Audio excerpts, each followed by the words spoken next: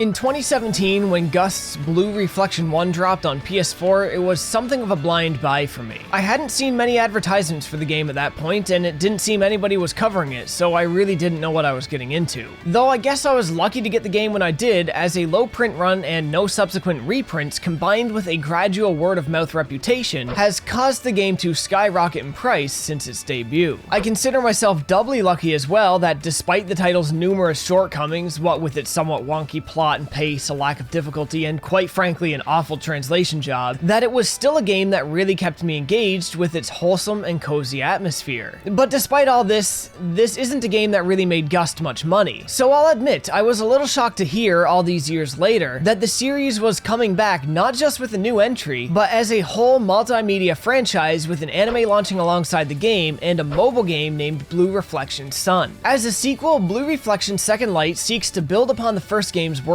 story, and characters in a way that makes playing the first one more and more of a necessity the further in you get. And while the execution of this could have been better, I do find this entry adds new strength to what was arguably one of the weaker points of the original game. As a sequel, Blue Reflection Second Light also contains all the pillars of the first game's identity: the turn-based combat, the magical girl element, social events, and Yuri content. But it executes each one different enough that it could easily be a different franchise, if not for the shared universe. So let's start looking at the shared universe by looking at Blue Reflection Second Light's story. So I am happy to report that Blue Reflection 2 seems to take its story much more seriously than the first, always giving you a decent enough motivation to continue and revealing information frequently enough to feel as though the plot is constantly unfolding. However, if you're rather adverse to generic anime tropes, you may find yourself bouncing off this game pretty hard. While Gust has always been known for somewhat tropey writing, we've hit levels more akin to Compile Heart with this game. And this is something you can see immediately in the sheer amount of cast members who suffer from amnesia, which is to say that they all do, or all except for one of them. The story also seems to pull a lot from Zanki Zero Last Beginnings of all things, taking place entirely on a small island with limited facilities that the cast and crew expand as the game goes along, all the while unlocking new heartscapes, the name given to this game's dungeons, which appear just off the coast of said island. The story setup, however, is rather simple. A bunch of amnesiac schoolgirls wake up in and around a school on an otherwise uninhabited island. With no clue as to who or where they are, they set a series of objectives to make the place livable and periodically journey into heartscapes, wherein they recover their memories and unlock more of the mystery of their identities, their relationships to each other, and the status of the world they come from, as well as the world they find themselves in. But just because they've all been isekai'd to a strange and dangerous land, that doesn't mean they'll be letting the prime of their youths go to waste. And so the game offers a pile of social and bonding events for you to partake in and lead our young heroines' hearts down the turbulent roads of first love. Though the lewd angle that was very much a part of Blue Reflection 1 has been dialed back a bit, relegated mostly to a couple shower scenes and anything the camera shows you entirely by accident, these bonding events are still very cute and heartwarming. However, they do tend to bloat the hell out of the game, and despite their appearance of being optional, that's not entirely the case, but we'll come back to that in a bit. On the note of bloat, however, bloat is something I definitely feel the game suffers from in the latter portions. Though the pace is generally better than the first one and the plot is much better motivated, this is also a game that I felt didn't know when to end and really dragged itself out in the final act, pulling one dirty trick after another to pad the runtime. It was around 35 to 40 hours in I felt the game was coming to a close, but it wasn't until about 62 hours that I actually rolled the credits. Thing is, when it felt like I was approaching the climax, they introduced even more new characters in what was already a somewhat stacked cast. Then they threw in more dungeons that just served to make you do more of what you already done 7 times before, and then they make you go back through almost every dungeon for little to no benefit. At least not benefit enough to be worth the time and effort it takes to do it. And the dungeon design on the back end here, man, some of them feel like they were intended to waste your time. One of the dungeons was especially bad, where it kept having me run back and forth through the same areas over and over again before it would actually let me progress. And it didn't really feel like the given narrative reasons justified the amount of disrespect to my time. It felt like the intent was just to push the end of the game further away because a longer game is a better game. But in saying that the game really overstayed its welcome for me, that was my biggest issue with it. I've expressed that this is a personal pet pet peeve for me before, and I found this game hit it harder than most RPGs tend to. But it might not be an issue for everybody. I think this game would have been better suited as a rare, shorter RPG at around 25 to 30 hours, but it is what it is. For what it's worth, even though I felt they forced the story to be longer than it needed to be, introducing a lot of bloat in the back end, the story itself was still quite alright, with a lot of fun and charming moments along the way, as well as some unexpectedly emotional moments that didn't feel as forced as the first game's final plot twist. Overall, an improvement over the first game, but I would definitely prefer a tighter focus and for some of the fat to be trimmed. Now, the story isn't the only thing that got a greater degree of focus. From the dungeons and exploration to the combat and progression systems to the crafting and even a base building mechanic, the gameplay from top to bottom has been overhauled, reworked, and expanded upon so much that the difference between entries is night and day. So let's start our examination here by taking a deeper look at the dungeons. So as mentioned, the dungeons unlock periodically and can all be accessed from the game's central hub. And while their main purpose is to collect and unlock the memories of our heroines, they thankfully offer a bit more than just that. The design has a focus on verticality, material gathering, and branching pathways that you can travel down to unlock new crafting recipes, find rare crafting materials, or complete various travel-based side quests you pick up from the girls in the hub world. Several paths will also be locked at first and require context-sensitive interactions to open, such as pushing blocks or throwing switches, with others requiring a specific type of crafted item to open up that you'll most likely find yourself having to do on a later visit. In certain segments as well, the party will find themselves face to face with enemies they can't possibly hope to overcome, and so stealth is the only option. In these moments, you sneak around in a crouching position to see the enemy's vision cones while running from one object to the next, avoiding their detection. Most stealth segments are fairly easy, but due to enemies not being given any movement patterns, instead just having a set area they move about randomly in, enemy movements can take a long time to line up and present an opportunity to get by them, leading to some of the later stealth missions being a little more irritating and unforgiving than they really should be. Thankfully, these are few and far between, but many of them will not be optional.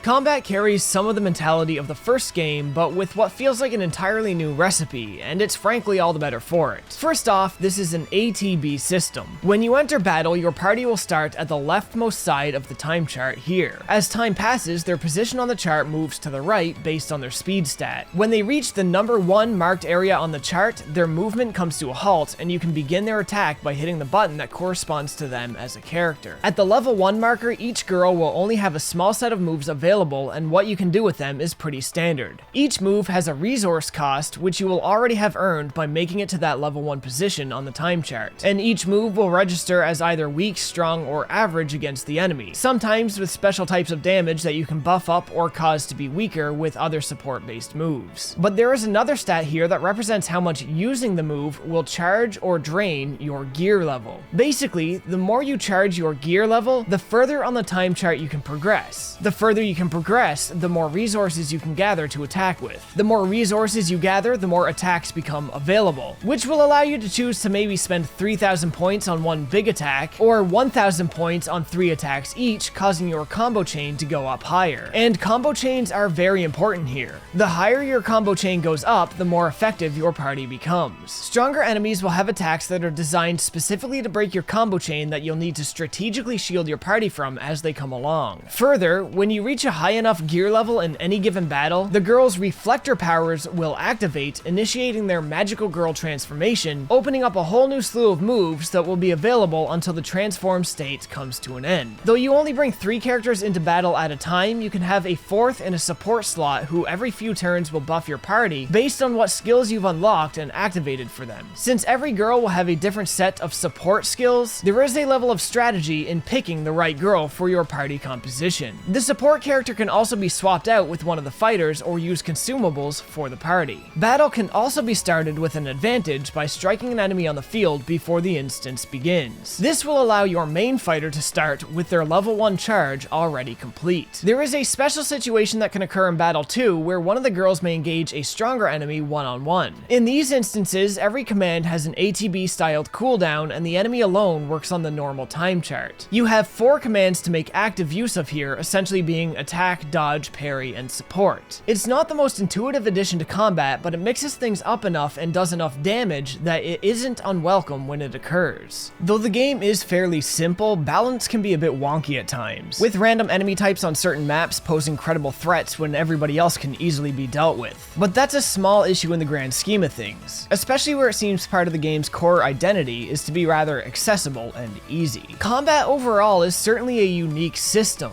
feeling like it blends some of what we've seen in Ryza 1 and 2 with what we've seen in Blue Reflection 1. And that's not the last place we see Ryza influence either. Though crafting mechanics have long been a staple of Gust games, it's hard to say this one doesn't feel more Atelier-esque than some of their other ventures. So let's look at the crafting.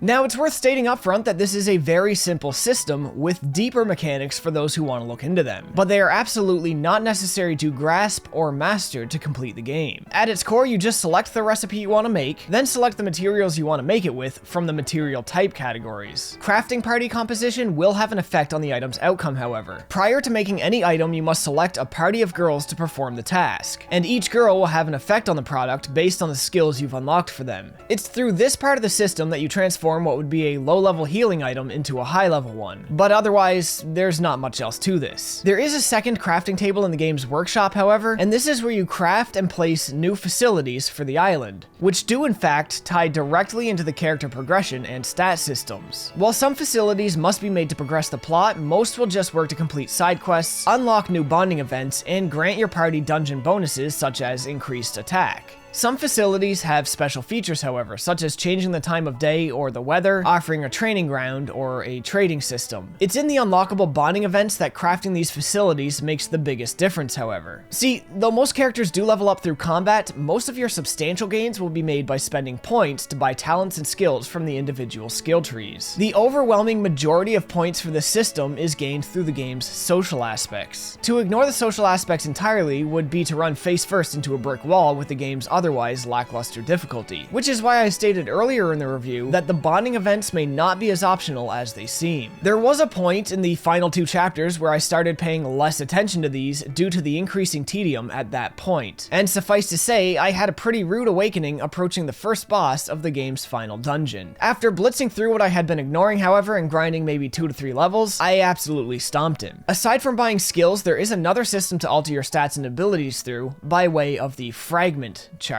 Fragments are best looked at like material light. They're equipables with set effects and stat modifiers, with each fragment taking up its own amount of fragment slots. Slots which can be bought and expanded through the skill charts. But that's really about it for the game mechanically, and I will say, despite some flimsiness in the systems here and there and maybe not the best balance, there's a strong symbiotic relationship here between every system, and it's really nice to see. Though one thing they could stand to address is the menu navigation for crafting. It kind of sucks when crafting an item requires another item you crafted first, and the game won't just auto-complete it for you where possible, but it's rarely an issue. So all that remains now is to talk more about the sights, the sounds, and the performance.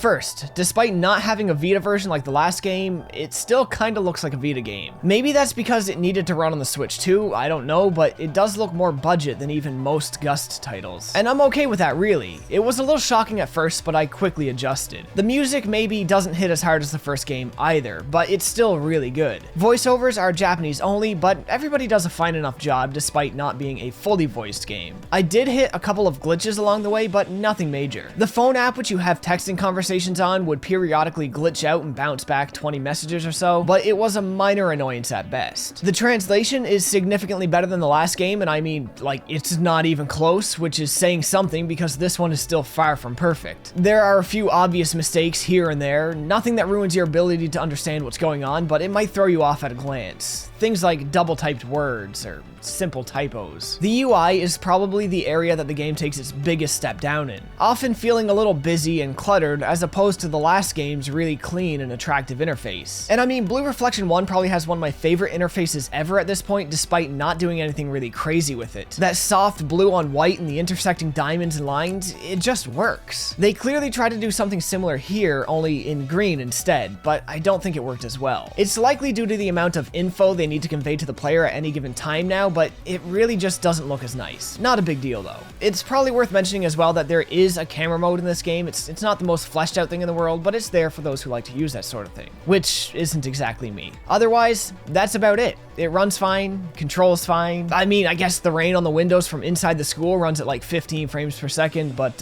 if Metroid Dread could get away with that with their particle effects, I see no reason why this can't too, and honestly, who really cares? At the end of it all, where do I land? I guess I kind of spoiled it up front, but yeah, this game is significantly better than its already pretty good first entry. It's not a game that I think anybody needs to run out and buy if they don't already have an immediate interest in young adult romance, magical girls, and turn-based RPGs with slice of life elements or anything. But if that ticks any or all the boxes for you, then yeah, check it out. And if you're a physical player, check it out sooner rather than later. Koei and Gust games in particular seem to not get the print runs they used to, so it won't be on the shelves long if it's even still on the shelves now. But that's where I'm gonna leave it today. If you guys found this video helpful or useful at all, you know the deal. Like, comment, subscribe, and share the video if you can. Links to all of my socials are in the description below, and as always, folks, thanks for watching.